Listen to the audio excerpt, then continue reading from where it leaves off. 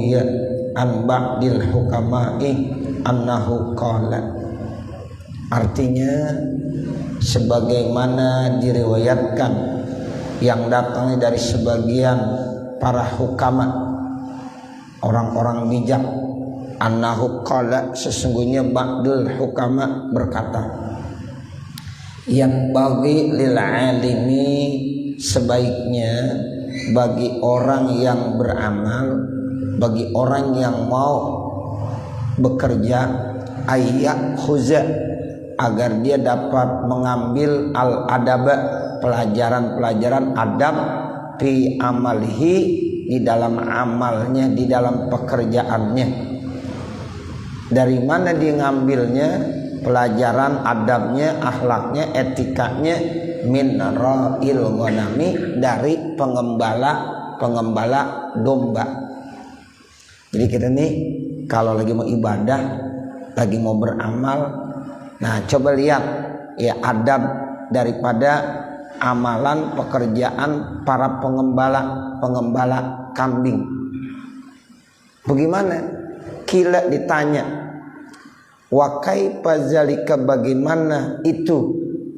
Qala, lalu ba'dul hukama menjelaskan, li annar ra'iya, sesungguhnya pengembala, iza sholla, apabila sholat siapa pengembala, inda ghanamihi, di hadapan kambing-kambingnya, fa innahu, maka sesungguhnya pengembala itu layak lubu, tidak pernah ya mencari-cari, bisolatihi, dengan sebab sholatnya, mahmadata ghanamihi, pujian daripada kambing-kambingnya. Jadi seorang pengembala kalau sholat di depan kambing-kambingnya, ya dia nggak pernah minta dipuji sama kambingnya. Tuh begitu. Artinya kita kalau lagi ibadah, apakah itu sholat dan lain sebagainya, jangan berharap pujian dari siapapun. Seperti kita ambil pelajaran seorang pengembala ketika sholat, itu kan di depan dia banyak kambing-kambing, ya banyak kambingnya, tapi dia nggak pernah dari sholatnya berharap supaya dipuji sama kambing. Ya, nah begitulah kita. Jadi kita juga berharap begitu setiap kali kita beramal, ya kita sholat, kita ibadah, jangan sekali-kali berharap ya pujian dari siapapun yang ada di hadapan kita. Ya kalau pengembala itu diumpamakan sama kambing-kambingnya, karena dia selalu berhadapan dengan kambingnya. Kan yang namanya pengembala ya pastilah hariannya hadapannya sama kambing, ya sama kambing. Dan dia setiap sholat nggak pernah ada harapan minta dipuji sama kambingnya. Nah begitu, nggak pernah diminta pujian dari kambingnya. Nah kalau kita berharap ya begitu juga. Kita kan selalu tiap hari berhadapan dengan manusia, ya dengan manusia, karena memang kita bukan pengembala, ya kita sebagai pekerja yang memang senantiasa berkomunitas, berinteraksi dengan manusia. Nah untuk itu setiap kali kita ibadah, kita sholat, ya yang ada di hadapan kita manusia, jangan sekali-kali kita berharap pujian dari manusia.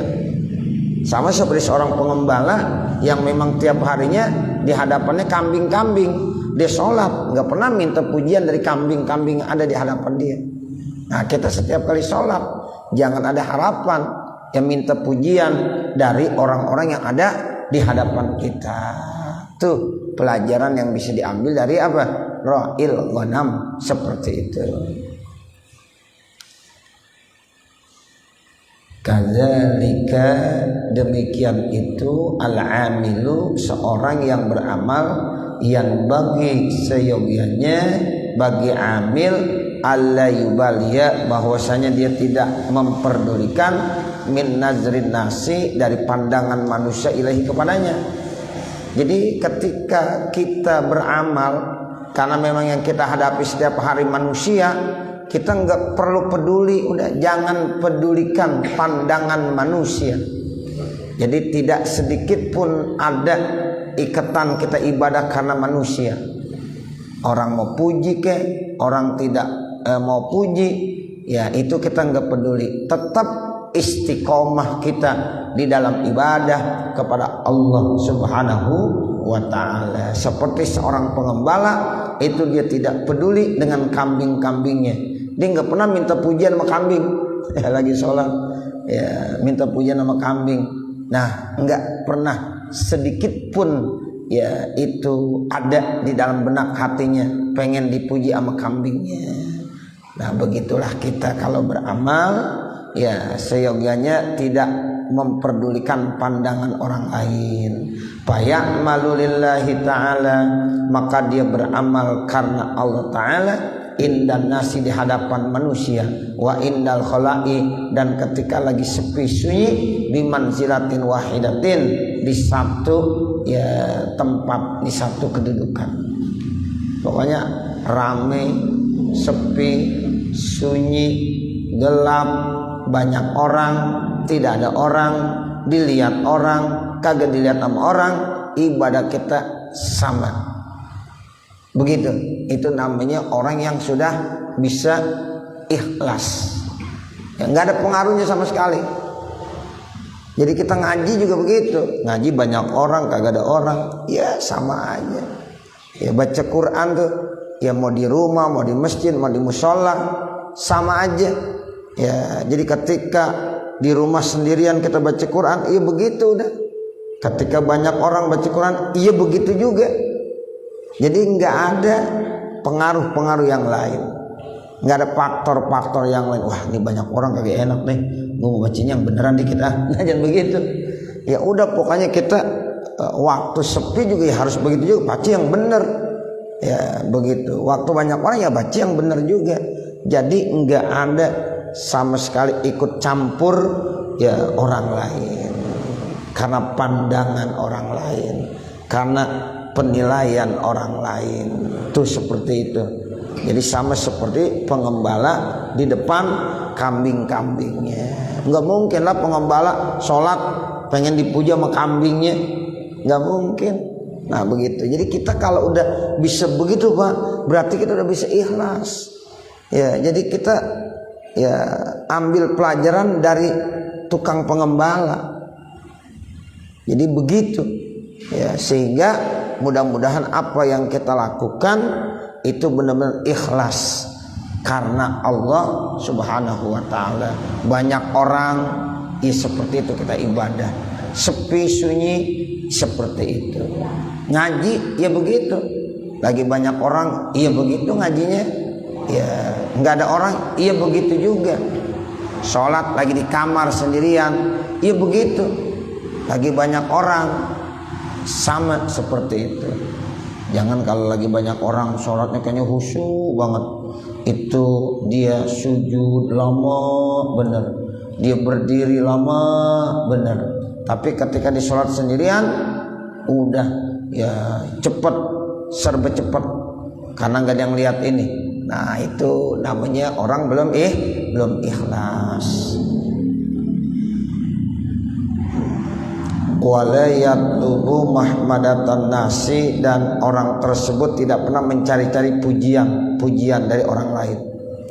Wa qala ba'dul hukama'i, dan telah berkata sebagian ahli hikmah, yahtajul amal, butuh amal, ila arba'ati asya'a, kepada 4 macam, hatta yaslima, sehingga selamat ya.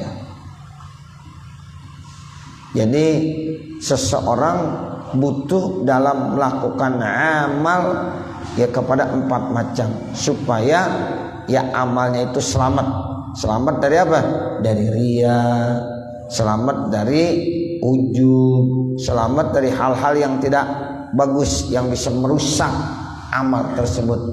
Nah sehingga dia butuh ya kepada 4 macam. Ini 4 macam ini diperlukan buat kita semuanya, supaya amal itu selamat dari hal-hal yang jelek. Awaluha, yang pertama, al-ilmu qabla badaihi. Jadi awalnya harus ada ilmunya. Sebelum kita memulai amal, punya ilmu dulu. Ya makanya ilmu penting. Setiap kali kita beramal harus awalnya dilandasi dengan ilmu. Kita mau sholat harus tahu ilmu sholat. Kita mau haji harus tahu ilmu haji. Kita mau umroh harus tahu ilmu umroh. Kita mau dagang harus tahu ilmu dagang, dan seterusnya supaya nanti amal kita jadi selamat ya dari berbagai macam hal-hal yang bisa merusak kepada amal tersebut. Ya, jadi yang pertama harus ada ilmunya. Li'annal amala, karena amal itu la yaslu, tidak akan bagus illa bil ilmi, kecuali dengan ilmu.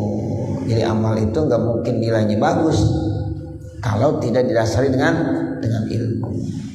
Fa idza kana al-amalu bi ghairi ilmin, kalau seandainya amal itu tanpa didasari dengan ilmu, kana ma yufsiduhu aksaru bima yuslihuhu, maka yang bisa merusakkan amal itu lebih banyak kebanding daripada yang bisa memperbaikinya. Amal tanpa ilmu biasanya lebih didekatkan oleh kerusakan-kerusakan kebanding daripada itu amal banyak kebaikan-kebaikannya. Makanya ilmu itu penting banget. Al-ilmu itu aham, sangat dipentingkan qoblal amal, sebelum kita beramal. Jadi amalan apa saja itu harus didasari dengan ilmu. Itu syarat yang pertama. Wasani, syarat yang kedua, an-niyatu fi mabda'ihi, niat di permulaannya. Nah, di awalnya kita pasang niat dulu, niat yang benar. Kalau setiap amal perbuatan kita udah awali dengan niat yang benar, insya Allah itu amal cakep udah. Ya, ini nih ilmu banget ini Bapak Saudara dalam keseharian kita. Ya, jadi kita setiap kali mau melakukan amaliyah apapun bentuknya, ya itu harus kita awali dengan niat. Li'annal amala bi ghairi ilmin, karena amal tanpa ilmu, karena li'annal amala la yasluhu, karena amal itu tidak akan bagus nilainya illa bin niyati, kecuali dengan niat. Amal tidak akan bagus nilainya, amal tidak akan berkualitas kecuali kalau didasari dengan niat. Makanya yang kedua harus pasang niat. Kama qala Nabi sallallahu alaihi wasallam, sebagaimana Nabi Muhammad sallallahu alaihi wasallam bersabda, innamal a'malu binniyat, sesungguhnya amal-amal itu akan sempurna manakala ada niatnya.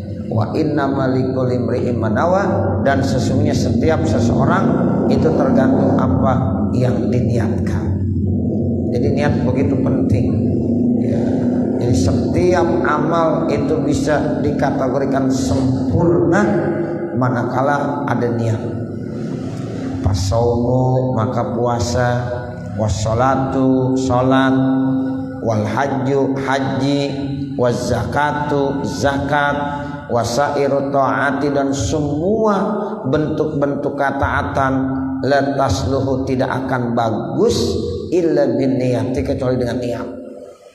Kita sholat kalau tidak ada niat ya nggak mungkin itu sempurna. Sholat, puasa, haji, zakat, semua bentuk-bentuk ketaatan kalau tidak bagus niatnya, maka nggak mungkin itu amalan jadi punya nilai bagus. Ya itu begitu. Ya jadi ini niat. Kita kalau mau sholat makanya niat. Usolli fardal maghribi salasa raka'atin mustaqbilal qiblati ada alillahi ta'ala. Tujuannya diawali dengan niat. Kenapa? Supaya sholat kita sempurna. Tuh niatnya lillah, karena Allah subhanahu wa ta'ala. Fala budda, maka mesti minan niyati, dari niat, fi mabda'iha, di awalnya. liyasluhal amalu, supaya amalnya jadi bagus. Jadi pertama ingat tuh, yang pertama syaratnya apa? Harus ada ilmunya sebelum kita beramal. Yang kedua harus niat di awalnya. Nah sekarang yang ketiga, apa yang ketiga? Wasalisu, yang ketiga as-sabru fi wasatihi, sabar di pertengahannya. Di dalam menjalankan amal-amal tersebut butuh kesabaran. Sabar, lagi sholat sabar tuh, terus gangguan apa aja tenang jalanin terus sholat. Nah begitu. Atau lagi ngapain aja dah, pokoknya kalau kita udah pasang niat, kita udah mulain, nah kita harus sabar ya, karena memang amal itu kan perlu waktu, tenggang waktu. Dari mulain kita takbiratul ihram sampai salam itu kan perlu waktu. Nah disitulah kita perlu kesabaran. Puasa begitu juga, mulain dari terbit fajar nanti akhirnya sampai terbenam matahari, itu makan waktu. Sehingga di tengah-tengah itu kita harus apain? Sabar. Apapun yang kita hadapi dalam saat-saat kita lagi ibadah beramal, perlu adanya kesabaran ya, jadi perlu sabar. Nah, ini penting nih, yang ketiga ini sabar, yakni maksudnya yasbiru fiha, seseorang itu mesti sabar ya di dalam ya melakukan amalan-amalan tadi, hatta yu'addiha, sehingga dia bisa menyelesaikannya alas sukuni, dengan sukun, tenang, waktu makninati dan damai. Nanti itu amalan, itu pekerjaan akan selesai dengan ketenangan, damai, hasilnya memuaskan. Tuh kenapa? Karena ya dilandasi dengan kesabaran ya, tanpa kesabaran ya mungkin nanti hasilnya nggak bagus. Mungkin kalau sholat ya enggak khusyuk karena mau tergesa-gesa terus, mau buru-buru terus. Nah itu takutnya nanti enggak khusyuk. Tapi kalau dia penuh dengan kesabaran ya insya Allah akan menghasilkan ketenangan dan kedamaian. Makanya Nabi ngajarin Bapak Saudara, kita kalau seandainya lagi sholat kebetulan udah dengar suara iqamah, udah qomat, sementara kita masih di rumah, ya bagaimana? Jangan lari dari rumah, kita lari ngejar supaya kita bisa sempurna sholatnya, nggak ketinggalan rakaat, nggak boleh, sebab nanti kita tergesa-gesa namanya. Sementara kata Nabi, alaikum bis sakinati wal waqar, dalam satu hadis begitu, alaikum bis sakinati wal waqar, lazimkan atas kamu untuk terus dalam kondisi tenang, damai. Jadi jalan tetap biasa, lambat jangan, buru-buru juga jangan, biasa aja jalan. Nanti bagaimana kalau kita sampai kita takbir Allahu Akbar, ternyata imam dah ruku, ya setelah kita takbir ihram dengan tenang ya damai, ya perlu tadi tuh ilmunya, perlu niat, perlu kesabaran.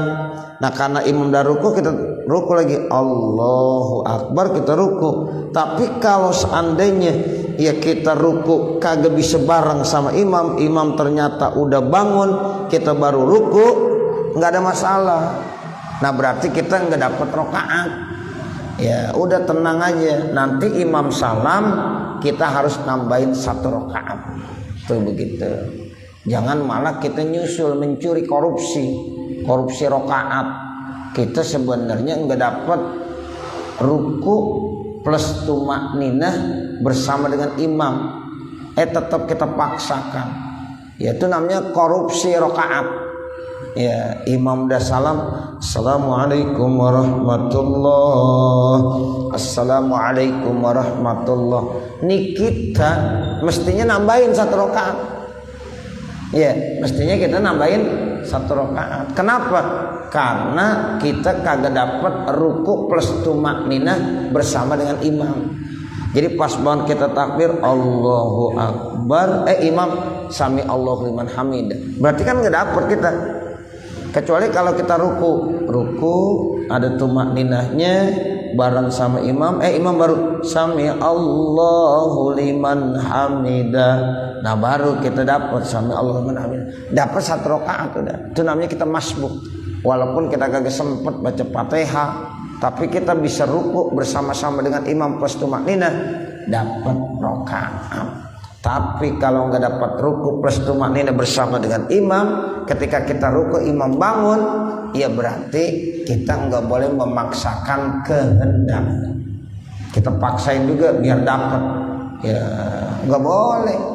Nanti ketika imam salam tetap kita masih kurang 1 rakaat, berarti kita nambahin 1 rakaat. Tapi banyak bapak saudara orang-orang yang nggak begitu, ya tetap dia memaksakan saya dapat 1 rakaat, padahal berdasarkan ilmu fikihnya dia nggak dapat rakaat. Kenapa? Syarat orang dapat rakaat bersama dengan imam saat ruku plus tumakninah bareng bisa sama imam. Tuh begitu. Nah ini yang dikatakan kita harus tumakninah sakinah. Nah itu tetap kita nggak boleh lari, nggak boleh terburu-buru dari rumah ngejar waktu.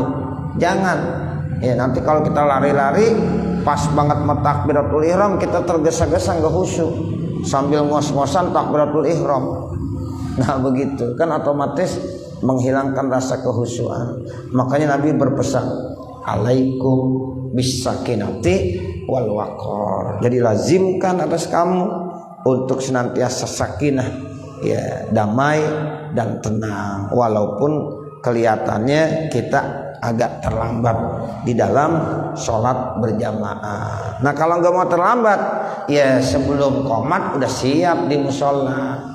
Ya ini kita kadang-kadang dengerin udah qomat belum, belum qomat, udah qomat dilari. Nah begitu. Mestinya saat azan kita udah datang ke musola. Ya, kalau seandainya memang ya kita udah terlambat, tetap nggak boleh tergesa-gesa, nggak boleh lari-lari. Itu alaikum bisakinati wal waqar. Nah begitulah kita dalam setiap kali beramal beribadah tanamkan kesabaran di pertengahannya supaya hasil amalan tersebut nanti penuh dengan kedamaian dan ketenangan. Nah yang keempat, warabi'u, yang keempat, yang terakhir, apa nih persyaratan supaya amal kita sempurna? Al-ikhlasu inda faraghihi. Ikhlas dah. Akhirnya dilandasi dengan ikhlas. Jadi amal itu selesai, amalan itu berakhir, itu dilandasi dengan keikhlasan. Udah 4 ini kalau kita bisa jalankan sempurna semuanya. Jadi sebelum kita melakukan amal tadi kita tahu ilmunya, ya. Kemudian yang kedua yaitu kita tanamkan niat di awalnya, niat yang benar. Nah yang ketiga tanamkan kesabaran. Di dalam kita beramal dari awal sampai akhir perlu ada kesabaran. Nah terakhir yang keempat yaitu ada keikhlasan. Ikhlas dah.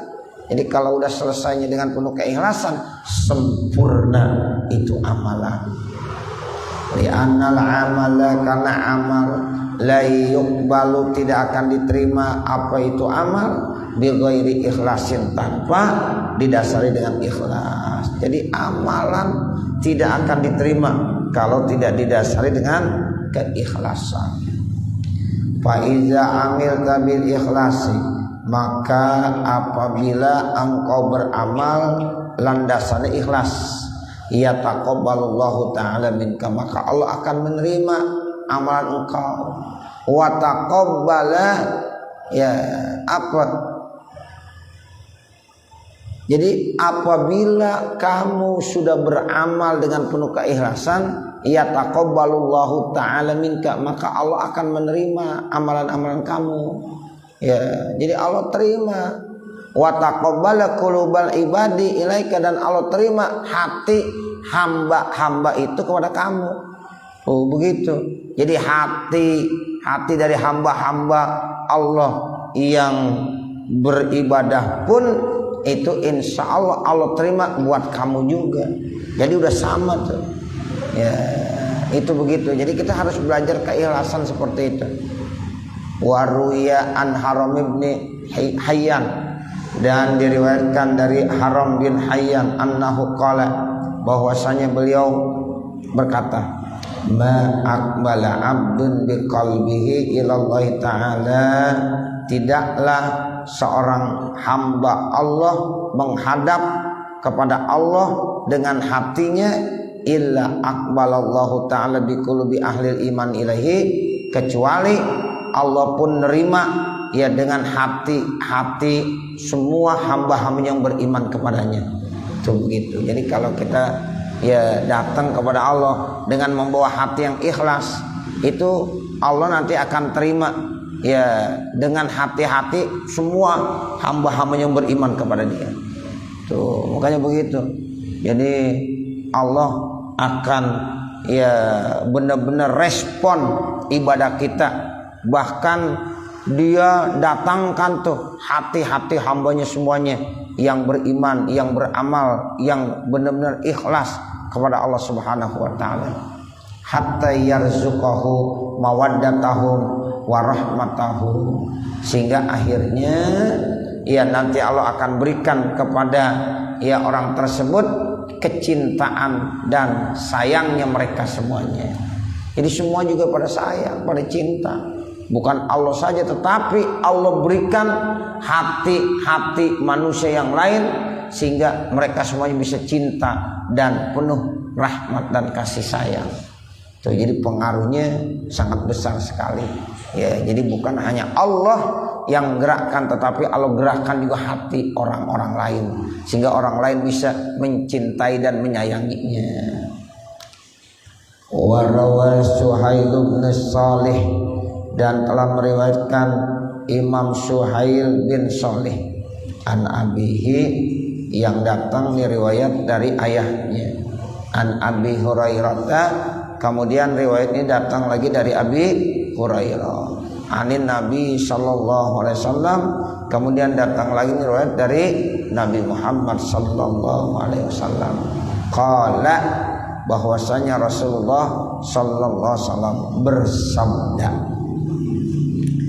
innallaha ta'ala iza ahabba abdan, sesungguhnya Allah apabila mencintai hambanya, qala li Jibril, maka nanti Allah akan berkata kepada malaikat Jibril. Jadi kalau Allah pengen cinta kepada seorang hambanya, kepada siapa aja, kepada bapak, saudara, kalau Allah mau cinta, nanti Allah bilang kepada malaikat Jibril, Allah bilang begini, inni uhibbu fulanan, saya cinta kepada si fulan tuh. Fa ahibbahu, maka cintailah si fulan. Tuh, jadi Allah akan memberikan informasi kepada jenderal malaikat. Jenderalnya siapa? Malaikat Jibril. Jibril, saya cinta tuh sama hamba saya yang bernama si fulan. Nah, makanya ente cintai tuh dia. Tuh, atas perintah Allah itu. Udah Jibril, cintain tuh orang tersebut. Saya cinta sama dia. Ya, kalau Allah udah bilang cinta, maka Allah bilang kepada malaikat Jibril, cintai ini orang. Nah, kalau malaikat Jibril suruh mencintai, malaikat Jibril itu nggak cukup dirinya, diumumin kepada semua makhluk yang ada di langit, malaikat-malaikat yang ada semua di langit. Ya, bukan 1, bukan 100, bukan 1000, triliunan malaikat pasti akan ikut mencintai hamba Allah yang udah dicintai sama Allah Subhanahu wa taala. Masya Allah. Begitu Bapak, Saudara. Fayaqulu Jibril, maka malaikat Jibril berkata, li ahli samai, kepada penduduk-penduduk langit. Itu yang namanya penduduk langit, malaikat. Kalau penduduk bumi kan diantaranya manusia. Kalau penduduk langit itu malaikat-malaikat. Semua malaikat, banyak benar itu. Ya, diumumin. Malaikat Jibril bilang kepada penduduk-penduduk yang ada di langit, inna rabbakum yuhibbu fulanan, sesungguhnya Tuhanmu yaitu mencintai si fulan. Si A dicintai sama Allah. Fahibuh, maka cintailah si fulan. Tuh gitu. Jadi nanti orang yang udah dicintai sama Allah otomatis nanti akan dicintai oleh semua makhluk Allah yang ada di langit. Semua malaikat-malaikat akan cinta. Makanya banyak tuh kita dengar cerita-cerita dalam hadis seorang yang benar-benar ibadahnya ikhlas dicintai sama Allah. Nah karena orang ini dicintai sama Allah, akhirnya orang ini di langit dikenal semuanya. Ya, langit semuanya mengenal. Penduduk langit malaikat maksudnya.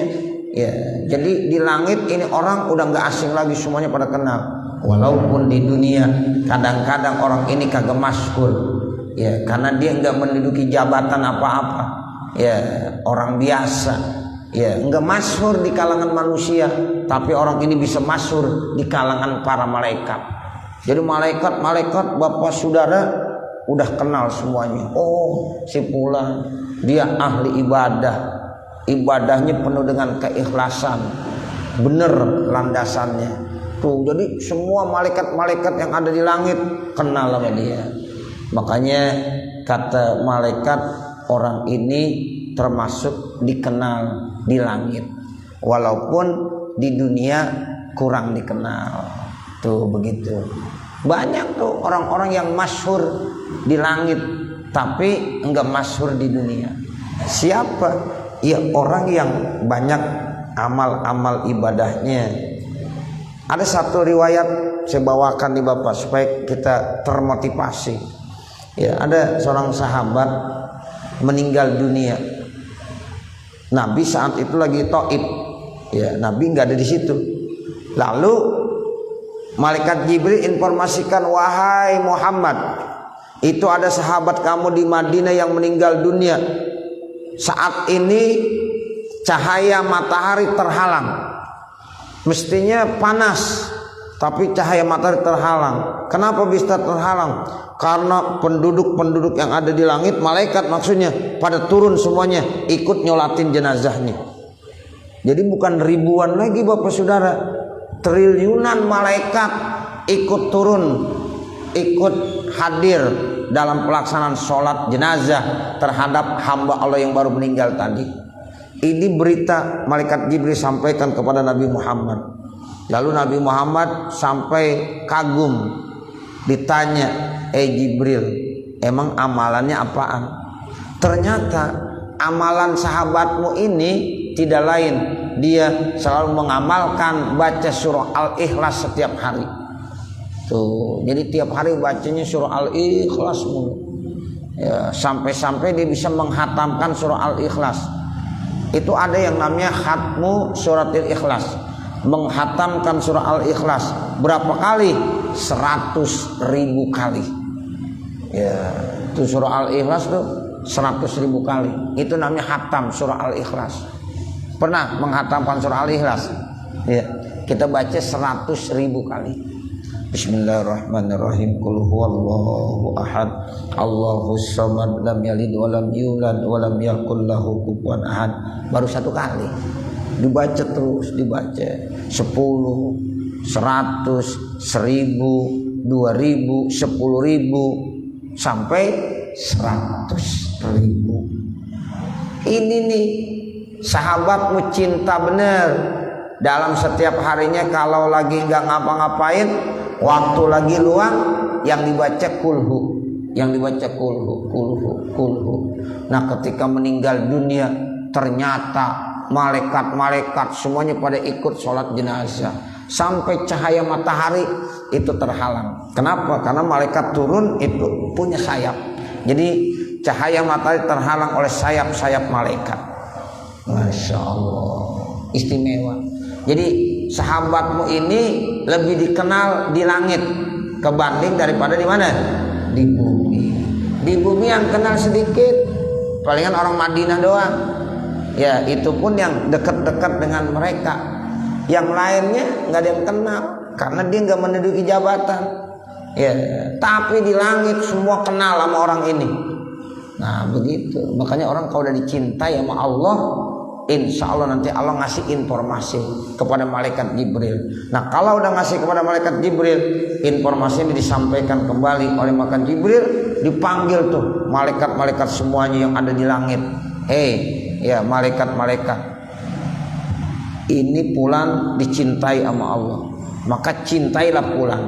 Semua cinta sama si fulan disebabkan karena Allah cinta kepada si fulan. Akhirnya nih fulan begitu masyhur, terkenal di kalangan malaikat. Nah itu kenapa bisa begitu? Karena tadi tuh empat landasannya. Jadi amalannya benar-benar landasannya ada 4. Itu makanya ngaji penting begitu. Ya. Jadi kita beramal tuh ya enggak begitu saja. Kita pengen punya nilai, kita pengen punya amalan yang berkualitas. Nah amalan yang berkualitas harus butuh kepada 4 macam tadi. Nah makanya 4 macam ini harus bisa benar-benar kita laksanakan dalam setiap amalan-amalan kita. Sehingga nanti kalau Allah udah menyatakan saya cinta kepada hamba saya si fulan, otomatis malaikat Jibril pun akan cinta. Kalau malaikat Jibril udah cinta, otomatis malaikat Jibril pun akan memberikan informasi ya kepada semua malaikat-malaikat yang ada di langit. Tuh, inna rabbakum yuhibbu fulanan fahibbuhu. Nah, kalau udah bilang begitu, maka fayuhibbuhu ahlus sama. Maka penduduk-penduduk langit semuanya akan cinta kepada orang tersebut. Fayuda'ulahul qabulu fil ardi, maka dia akan diletakkan ya kabul diterima fil ardi di permukaan bumi. Dan sebaliknya Bapak Saudara, kata Allah dalam hadis ini, wa iza abghadallahu abdan, apabila manusia Allah itu udah tidak suka sama seseorang hambanya. Kalau Allah tidak suka, Allah benci, Allah tidak suka kepada hambanya, pamislu zalika, maka sama seperti itu. Dipanggil malaikat Jibril, ke Jibril, saya benci nih sama hamba saya yang ini nih. Nah seperti itu. Si fulan, si A, ya saya benci sama dia. Nah maka malaikat Jibril ikut benci. Nanti malaikat Jibril umumin di seluruh ya penduduk-penduduk langit, malaikat-malaikatnya, ya hai malaikat-malaikat, bahwa Allah benci sama makhluk ini nih, si A. Ya akhirnya mereka benci semuanya. Nah kalau udah dibenci sama malaikat, dilaknat, ya nggak ada nilai keberkahan sama sekali kita walaupun hidup di dunia. Ya itu orang pada kenal kita, orang pada ya mengakui kita itu hebat, tapi ya Allah benci, malaikat Jibril benci, semua penduduk yang ada di langit benci, ya enggak enak. Nah seperti itu, jadi sama bandingannya seperti itu. Nah inilah ya kemuliaan ya 4 macam ini yang harus benar-benar ada di dalam diri kita, sehingga mudah-mudahan setiap amalan yang kita kerjakan diawali dasarnya dengan ilmu. Nah kemudian setelah itu harus kita pasang niat yang baik. Niatkan yang baik setiap kali kita melakukan amalan-amalan tersebut. Kemudian kita kerjakan dengan penuh kesabaran, dan nanti akhirnya penuh dengan keikhlasan. Amin ya rabbal alamin. Saya kira ini yang dapat saya sampaikan. Mudah-mudahan ada manfaatnya. Nanti baru kita lanjutkan. Wa sallallahu ala sayyidina Muhammadin wa ala alihi wa sahbihi wasallam. Walhamdulillahi rabbil alamin. Al-Fatihah. A'udzu billahi minasyaitonir rajim. Bismillahirrahmanirrahim. Alhamdulillahi rabbil alamin. Ar-Rahmanir Rahim. Maliki yaumiddin. Iyyaka na'budu wa iyyaka nasta'in. Ihdinas siratal mustaqim. Shiratal ladzina an'amta 'alaihim ghairil maghdubi alaihim waladdallin. Rabbighfirli wa liwalidayya amin. Bismillahirrahmanirrahim. Alhamdulillahirabbil alamin. Hamdan yuwaffi ni'amahu wa yukafi mazidah. Ya rabbana lakal hamdu wa lakas syukru kama yanbaghi li jalali wajhikal karim wa li 'azimi sultanik. Subhanaka la nuhsi sana'an 'alaika kama asnaita 'ala nafsika wa lakal hamdu hatta tarda. Allahumma shalli 'ala sayyidina Muhammad wa 'ala ali sayyidina Muhammad. Allahumma inna nas'aluka ridhaka wal jannah wa na'udzubika min sakhatika wan nar. Rabbana zalamna anfusana wa illam taghfir lana wa tarhamna lanakunanna minal khasirin. Rabbana atina fid dunya hasanah wa fil akhirati hasanah wa qina adzabannar. Wa sallallahu ala sayyidina Muhammadin wa ala alihi wa sahbihi wasallam. Walhamdulillahi rabbil alamin. Wassalamualaikum warahmatullahi wabarakatuh. Dari